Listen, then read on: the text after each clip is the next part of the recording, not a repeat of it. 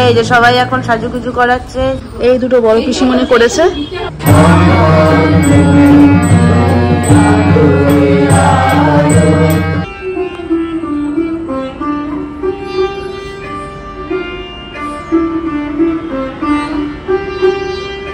আমার কাছে রবীন্দ্রনাথ মানে 25শে বৈশাখের আনন্দ উৎসব নয়,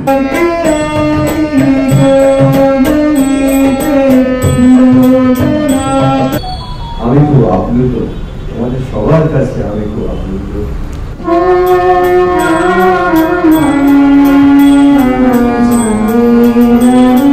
তোমার কাছে চাইনি কিছু, জানাইনি মোর নাম, তুমি যখন বিদায় নিলে নীরব রহিলাম।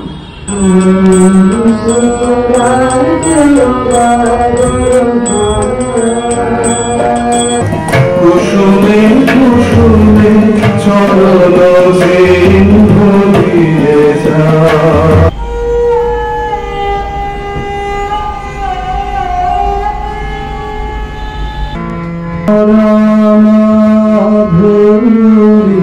ধরেছে ছন্দ বন্ধনে।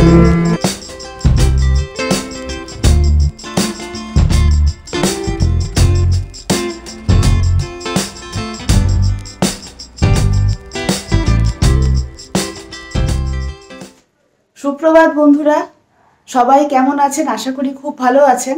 আজ অনেক দিন পর আমি একটা ব্লগ নিয়ে আসতে চলেছি। আজকে একটা বিশেষ দিন, আজকে 25শে বৈশাখ, রবীন্দ্র জয়ন্তী। সেই উপলক্ষে আজকের এই ব্লগটা। আজকে রবীন্দ্র জয়ন্তী উপলক্ষে একটা ছোট্ট সাংস্কৃতিক অনুষ্ঠান আমার জেঠুর বাড়িতে গাঙ্গুলি পুকুরে হতে চলেছে। বিগত 1 মাস ধরে তার রিহার্সাল আমরা করে এসেছি, আমরা ভাই বোনেরা, কাকুরা সবাই মিলে। তো সেটারই আজকে অনুষ্ঠানটা হবে সন্ধ্যেবেলা গাঙ্গুলি পুকুরে আমার জেঠুর বাড়িতে। তো এই ব্লগে সুস্মিত থাকছে না, কারণ আপনাদের সবাইকে জানানোই হয়েছে সুস্মিতার একটা ছোট্ট অপারেশন হয়েছে। ও একদম ফিট, একদম সুস্থ, কিন্তু ব্যাপারটা হচ্ছে যেহেতু প্রোগ্রামটা 3 তলার উপর ছাদে হবে এবং সিঁড়ি ভেঙে উঠতে হবে, সুস্মিতার একটু অসুবিধা আছে এখন এতটা সিঁড়ি ভেঙে ওঠার। যদিও সুস্মিত সিঁড়ি ভেঙে ছাদে উঠে গেল, কিন্তু প্রোগ্রামটা তো মোটামুটি 2 ঘন্টার মতো হবেই। অতক্ষণ চেয়ারে বসে ওর অনুষ্ঠানটা এনজয় করার মতো হয়তো সম্ভব হবে না, একটু অসুবিধা হবে। সেই কারণে আজকে ও বললো যে আজকে ওকে ব্লগে না রাখতে, ও অনুষ্ঠানে যেতে পারবে না, ও আমাদের ব্লগের থ্রুতেই অনুষ্ঠানটা উপভোগ করবে। তো দেখি ওকে ছাড়া কতটা আমি সাকসেস হই আপনাদেরকে এই অনুষ্ঠানটা তুলে ধরতে। যাই হোক, বেশি কথা বাড়াবো না, আজকে অনেক প্ল্যানস আছে। এখন সবে 9:10। সারাদিনে ঘরের সমস্ত কাজকর্ম সেরে তারপর আমাকে বেরোতে হবে। 3টের মধ্যে ওখানে পৌঁছাতে বলেছে। ওখানে স্টেজ রেডি করে দিয়েছে কাকুরা মিলে। দুপুরে গিয়ে স্টেজের চারপাশটাতে বা সামনেটাতে বোধহয় ফুল দিয়ে আলপনা দিতে হবে, রঙ্গোলি টাইপের। তো সেইগুলো বাকি আছে, সেইগুলো আমাদেরকে করতে হবে। এখন আর বেশি ব্লগটা বাড়াচ্ছি না। এরপর দেখা হচ্ছে গাঙ্গুলি পুকুরে। ছাদ বেরোবো, আমি বেরোনোর জন্য রেডি। আর ততক্ষণ আপনারা দেখতে থাকুন আমাদের রিহার্সালগুলো, যদিও তেমন কিছু নয়, ছোট ছোট টুকরো, সেইগুলোই দেখতে থাকুন।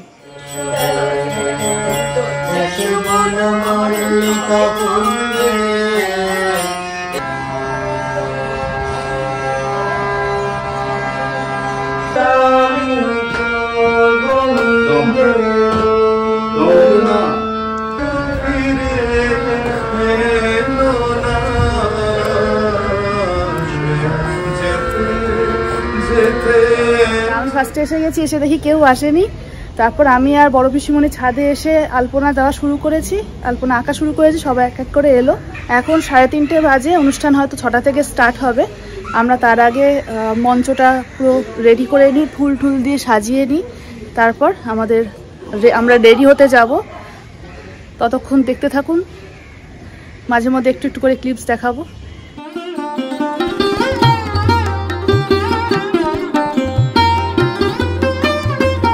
ছাদে অনুষ্ঠান হবে, এখানে সব চেয়ার পাতা হয়ে গেছে। আর এখানে কাজ চলছে, আলপনা এঁকে দিয়েছি আমি। আর এখানে ফুলের পাপড়ি দিয়ে আলপনাটা রঙ্গোলি টাইপের করা হবে।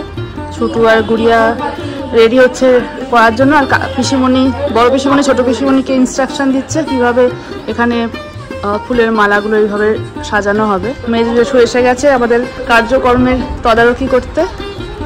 এই দুটো বড় পিসিমণি করেছে। আর এখানটাতে হবে আমাদের অনুষ্ঠান, মঞ্চ রেডি। এই যে সবাই এখন সাজুগুজু করাচ্ছে, জায়গাটাকে সাজাচ্ছে। কি সুন্দর হাওয়া দিচ্ছে, সামনে উন্মুক্ত পুকুর, হাওয়া দিচ্ছে।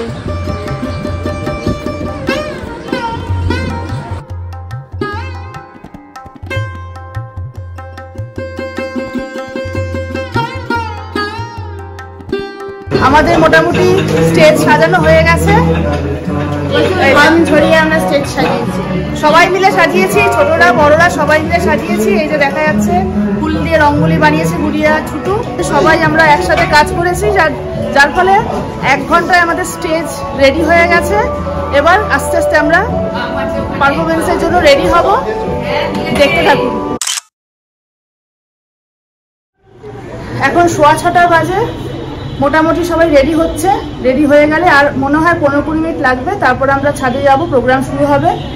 6টার সময় প্রোগ্রাম শুরু হওয়ার কথা ছিল, কিন্তু একটা ঘরের মধ্যে সবাই একসাথে রেডি হচ্ছে, একটুখানি টাইম লাগছে।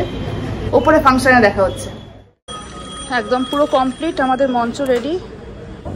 আজ 8ই মে 2024, 25শে বৈশাখ 1431 সাল, 164তম রবীন্দ্র জন্মদিবসে শ্রদ্ধাঞ্জলি পরিবেশনায় রায় পরিবার।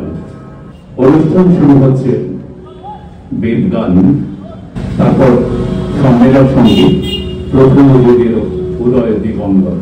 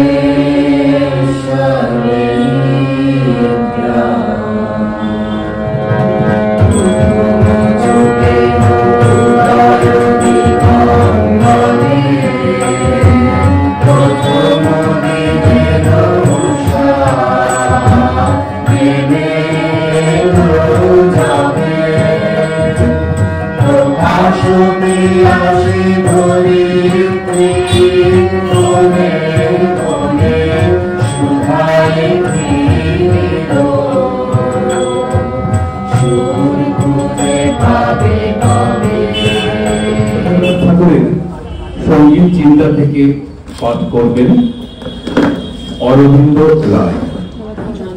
আজকের দিনে কেন যেন মনে হলো যে রবীন্দ্রনাথ ঠাকুরের এই যে সঙ্গীত সৃষ্টি, তার সেই সম্বন্ধে তার নিজস্ব যে অভিমত, যে অক্লান্ত পরিশ্রম করে যে অসীম দুঃখ, জীবনে দুঃখ পেয়ে যে রচনাগুলো করে গেছেন, সেটা আমাদের সবার কাছে একটুখানি জানা দরকার। সঙ্গীত ও ভাব সম্বন্ধে তার চিন্তাধারার সামান্য অংশ পরিবেশন করতে ইচ্ছা প্রকাশ করি। রবীন্দ্রনাথ ঠাকুর লিখেছেন, ভাব ব্যক্ত করাই সঙ্গীতের মুখ্য উদ্দেশ্য। একথা শুনিতে অতি সহজ এবং অনেকেই মনে করিবেন এ কথা আড়ম্বর করিয়া প্রমাণ করিতে বসা অনাবশ্যক। কিন্তু অনেকেই সঙ্গীতের উপযোগিতা বিচার করিবার সময় এই কথা বিস্মৃত হন এবং এ কথা অস্বীকার করেন। তুমি দুঃখ জানো।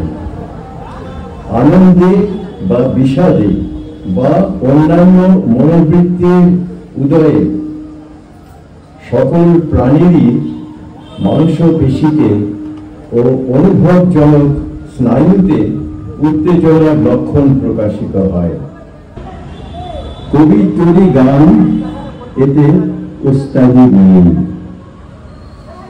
সব কবিতা গানের জন্য উপযুক্ত হয় না,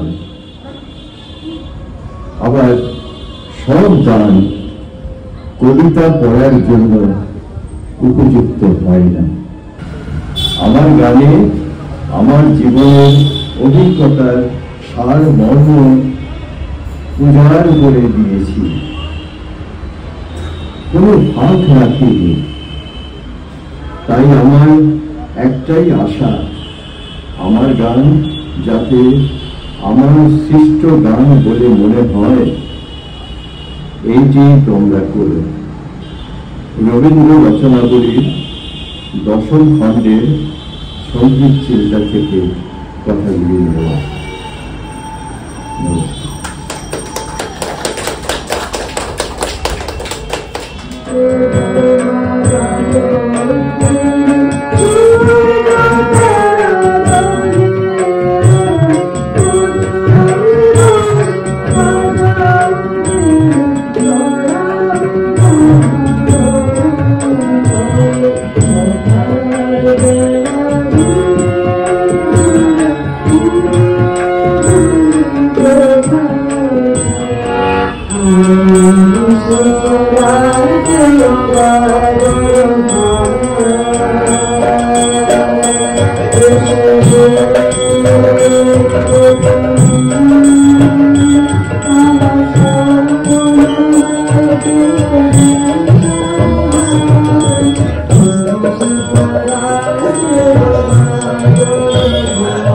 সাময়িক কণ্ঠে দুটি রবীন্দ্রসঙ্গীত, পরবর্তী রবীন্দ্রসঙ্গীত পরিবেশন করছেন সামন্ত রায়।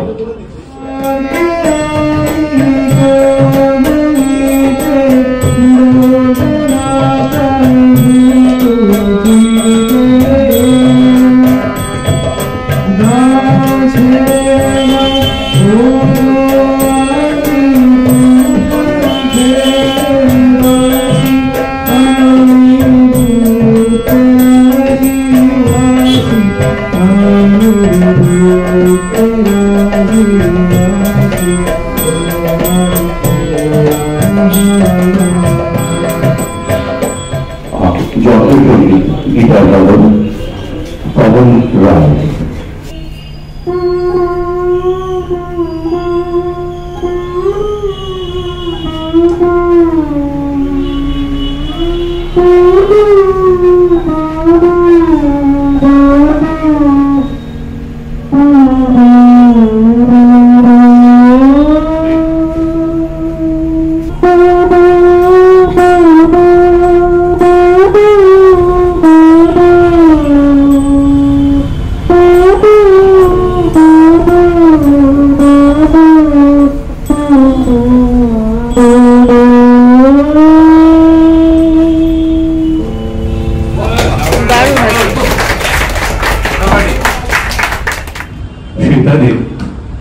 রবীন্দ্রসঙ্গীত পরিবেশন করছে মধুরিমা রায়।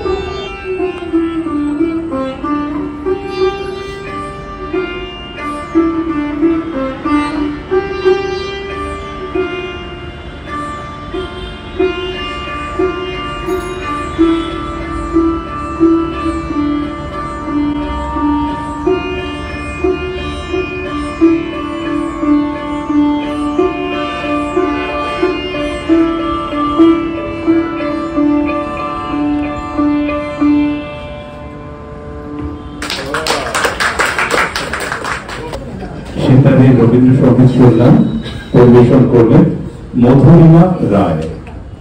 এরপর সংগীতক সঙ্গীত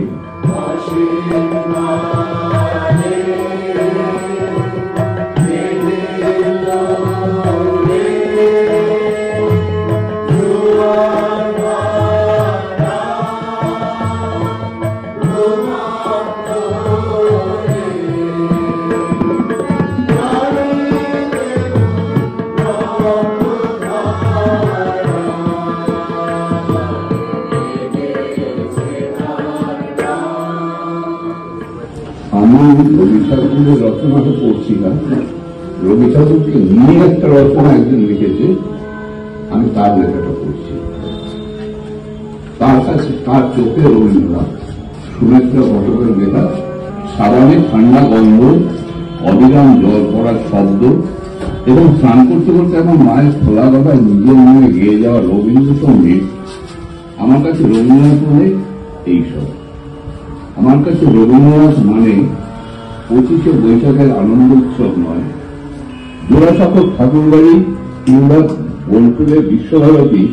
কোথাও আমি তাকে এমনভাবে পাই না যেমন পাই আমার মায়ের খোলা গলায় গানে।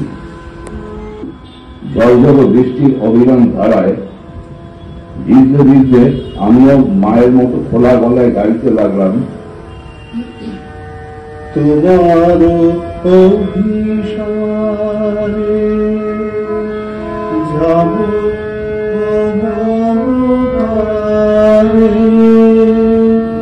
চলে পথে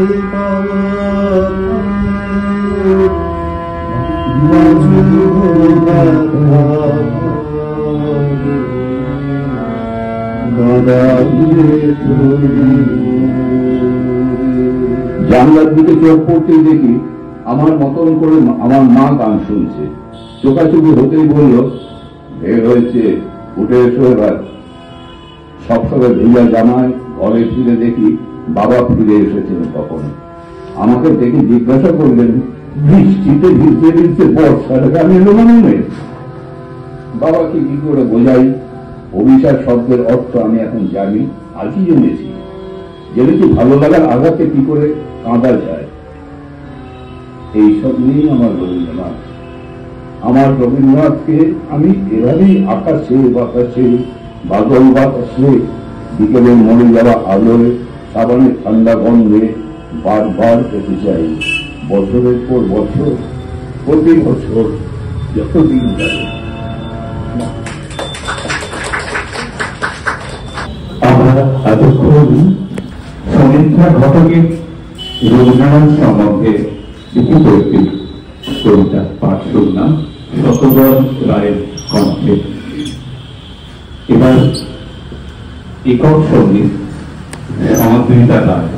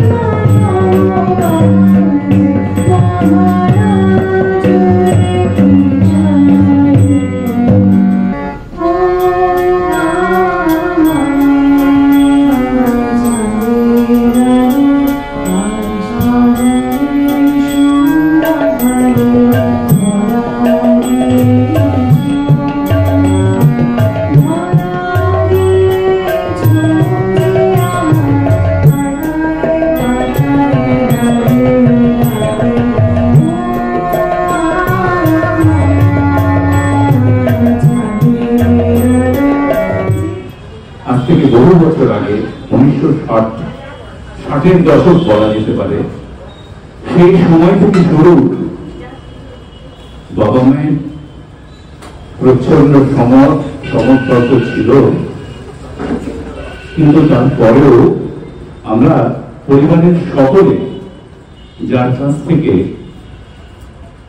রবীন্দ্রসঙ্গীত সম্বন্ধে আগ্রহী হয়ে উঠেছি, রবীন্দ্র কবিতা গান চর্চায় আগ্রহী হয়ে উঠেছি, সে ব্যাপারে একটি নাম আমাদের পরিবারে আছে। সেই নামটি হল শ্রী অরবিন্দ রায়, আমাদের বড়দা। সবাই পাড়ায় জানে বিন্দুদা। ছোটবেলায় আমার খুব মনে পড়ে, আমাদের বাড়ির সামনে বিরাট উঠোন ছিল, বিরাট উঠোন। আমরা খেলতাম।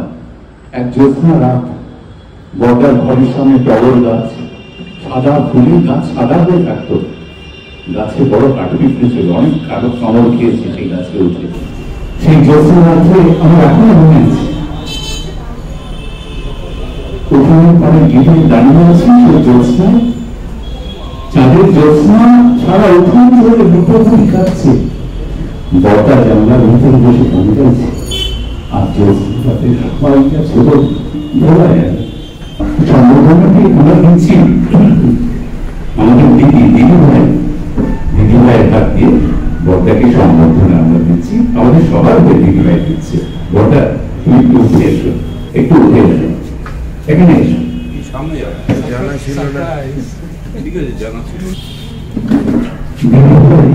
আমাদের সকলের হয়ে বড়দা থেকে সম্বোধনা জ্ঞাপন করছেন। চন্দনের টিপ্পণী দিয়েছেন, উত্তরীয় করিয়ে দিলেন পুষ্পমাল্য। না না, ঠিক আছে, ঠিক আছে, তুমি ডিজার্ভ করবে।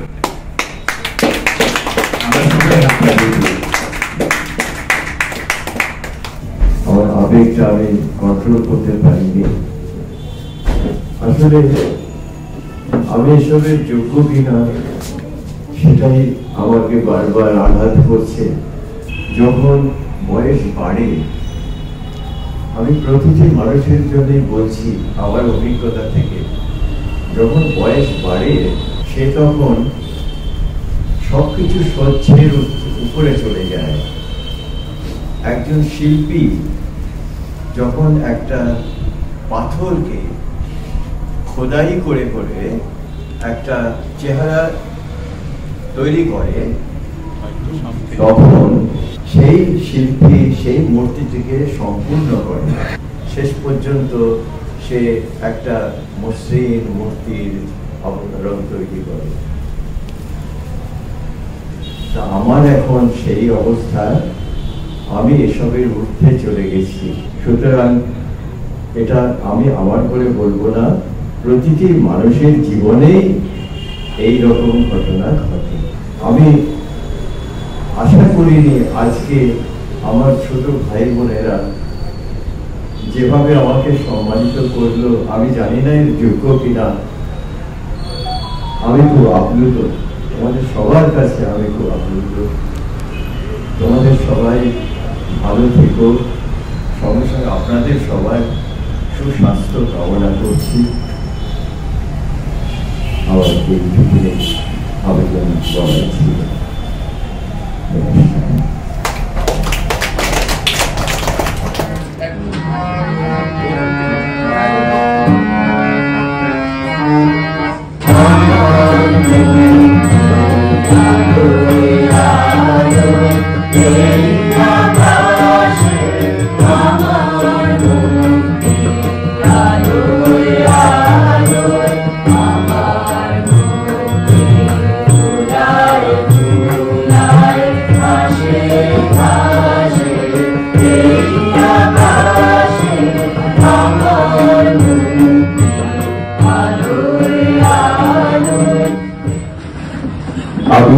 পরিবেশন করছেন কবিতা রায়।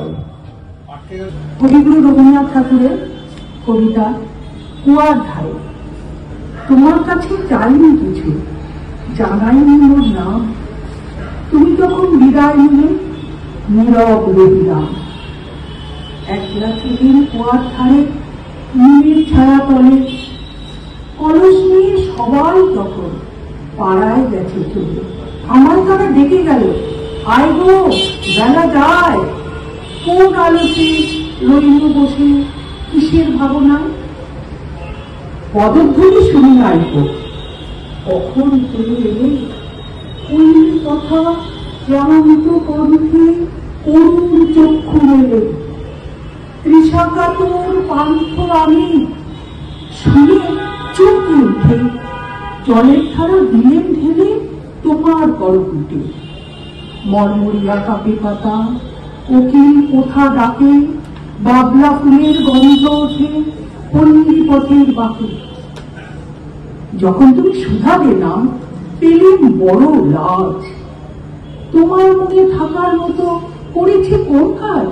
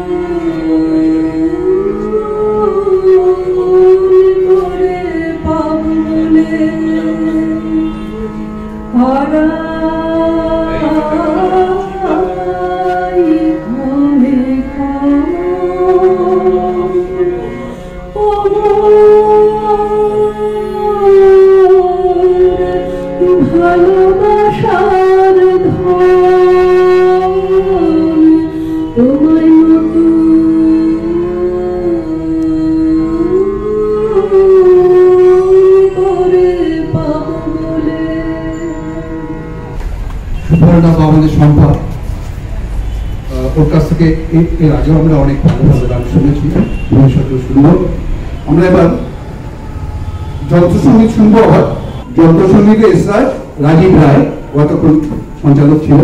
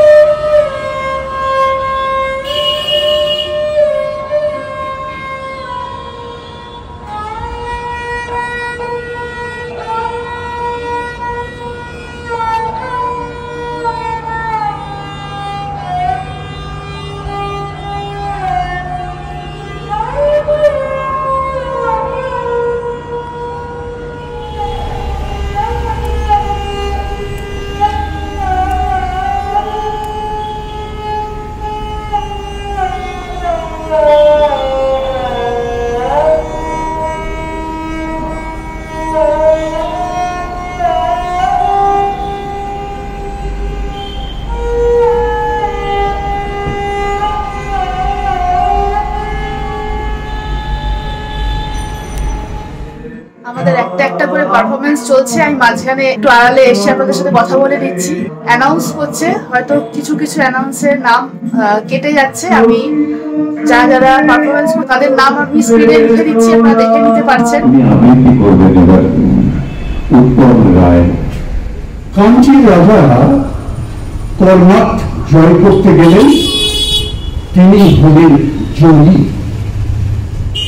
চন্দনে হাতির দাঁতে সোনা মানিকে হাতি বোঝান হল।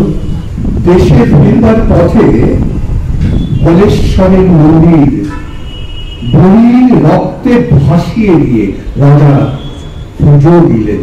পুজো দিয়ে চলে আসছেন, গায়ে রক্ত বস্ত্র, গলায় জবা ফুলের মালা, কপালে রক্তচন্দনের তিলক, সঙ্গে কেবল মন্ত্রী আর বিদূষক। এক জায়গায় দেখলেন পথের ধারে আমবাগানে ছেলেরা খেলা করছে। রাজা তার দুই সঙ্গীকে বললেন, দেখে আসি ওরা কি খেলছে। ছেলেরা দুই সারি পুতুল সাজিয়ে যুদ্ধ যুদ্ধ খেলছে। রাজা জিজ্ঞাসা করলেন, কার সঙ্গে কার যুদ্ধ? তারা বললে, কর্ণাটের সঙ্গে কাঞ্চি। রাজা জিজ্ঞাসা করলেন, কার জিত আর কার হার? ছেলেরা বুক ফুলিয়ে বললে, কর্ণাটের জিত। আর কাঞ্চির হার, কর্ণাটের জি কাঞ্চির হার।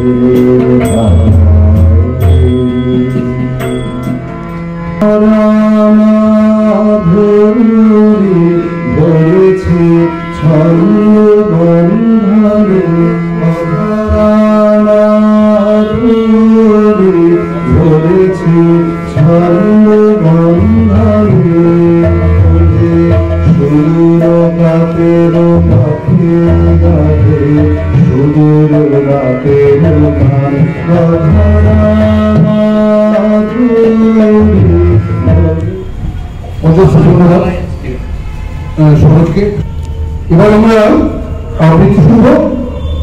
রঞ্জিত ভাই অভিসার সন্ন্যাসী উপভুক্ত। মথুরাপুরীর প্রাচীরের তলে একদা ছিলেন সুপ্ত। নগরীর দিক নিবেছে পবনে, দুয়ার রুদ্ধ কৌর ভবনে, নিশীথের তারা শ্রাবণ কবলে, ঘন মেঘে অবলুপ্ত। কাহার নুপুর সিঞ্জিত পদ সহসা বাজিল পক্ষে, সন্ন্যাসী বর চমকি জাগিল, স্বপ্ন জরিমা পলকে ভাবিল, রূপ দ্বীপের আলোক লাগিল ক্ষমা সুন্দর চক্ষে।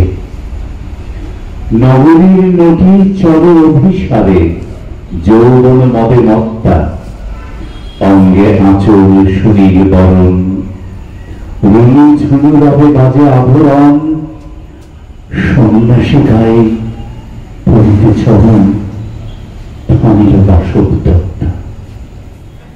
পত্রপুট কাব্যগ্রন্থের উদাসীন ফাল্গুনের রঙিন আবেশ যেমন দিনে দিনে মিলিয়ে দেয় বনভূমি, নিরস বৈশাখের লিপ্ততায়, তেমনি করেই সরিয়ে ফেলেছ হে প্রমোদা তোমার মদির মায়া, অনাদরে অবহেলায়।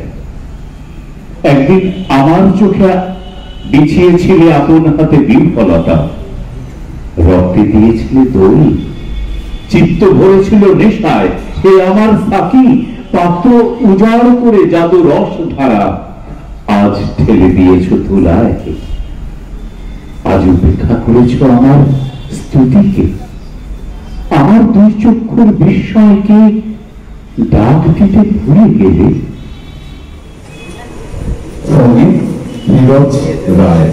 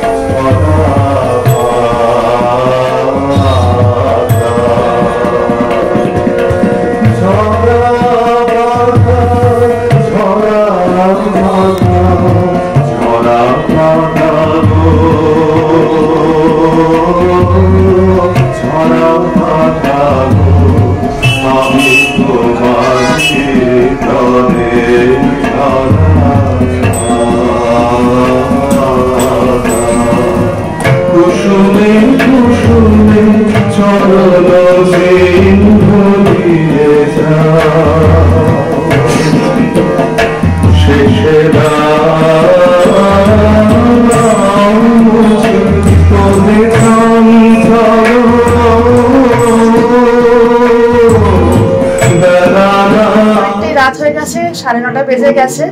আর আমার মনি কাকু দিল্লিতে থাকে, দিল্লি থেকে একদিনের জন্য আজকের অনুষ্ঠানের জন্য এসেছে।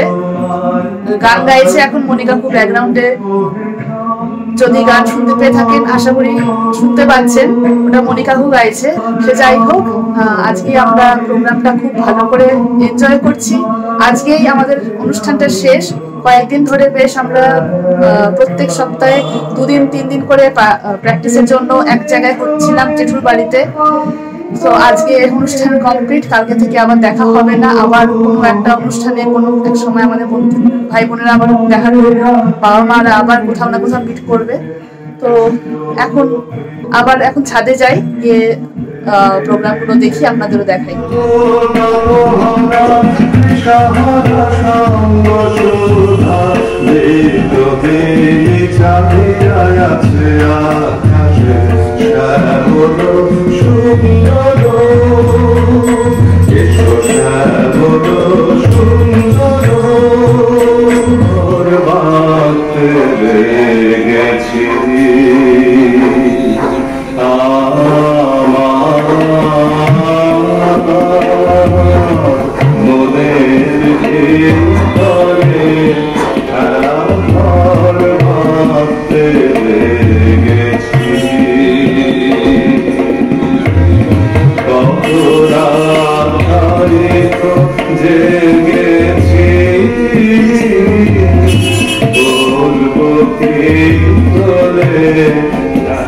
মোর পথিকে বুঝিয়ে সুরে মোর করুণ রঙিন এসেছে এসেছে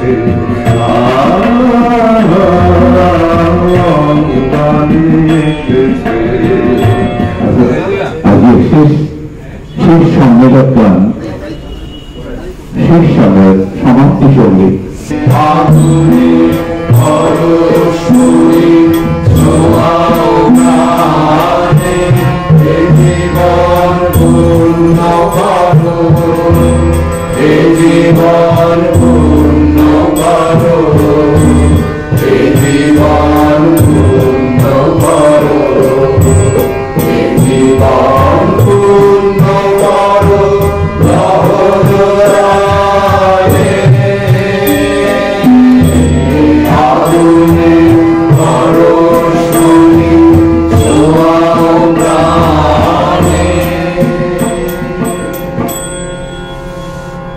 আমাদের প্রোগ্রাম কমপ্লিট। শাড়ি পরেছিলাম, এখন চেঞ্জ করে নিয়েছি শাড়ি। সবাই রওনা দিচ্ছে, অনেকটা লেট হয়ে গেছে, 10:30 বাজে, রাত 10:30 বাজে। আমি স্কুটার করে চলে যাব, বাড়িতে গিয়ে বাকি কথা হচ্ছে। Good morning. কালকে অনেক রাত হয়ে গিয়েছিল বাড়ি ফিরতে ফিরতে, তারপরে এসে ফ্রেশ হয়ে ডিনার করে শুয়ে পড়েছিলাম, তাই জন্য ব্লগটা শেষ করতে পারিনি। এখন ব্লগটা শেষ করছি। আশা করি কালকে আমাদের অনুষ্ঠানটা আপনারা খুব এনজয় করেছেন। আমাদের তো ভালো লেগেছে, আপনাদেরও হয়তো ভালো লেগেছে। যদি ভালো লেগে থাকে তাহলে অবশ্যই লাইক শেয়ার করবেন, আর আমাদের চ্যানেলে যারা নতুন তারা অবশ্যই সাবস্ক্রাইব করে দেবেন, আর বেল আইকনটা অবশ্যই ক্লিক করে দেবেন, যাতে যখনই কোনো নতুন ব্লগ রিলিজ হবে সঙ্গে সঙ্গে নোটিফিকেশনটা আপনাদের কাছে পৌঁছে যায়। সুস্থ থাকবেন, ভালো থাকবেন, খুশি থাকবেন, আর আমাদের ব্লগ দেখতে থাকবেন। Bye bye.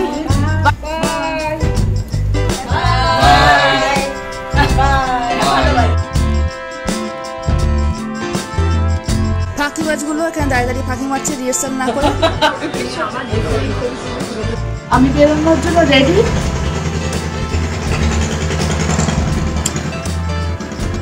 শেষ পর্যন্ত কিন্তু আমার ছবি আরো থাকবে। হ্যাঁ, ছবি থাক আর না থাক। আচ্ছা, ঠিক আছে।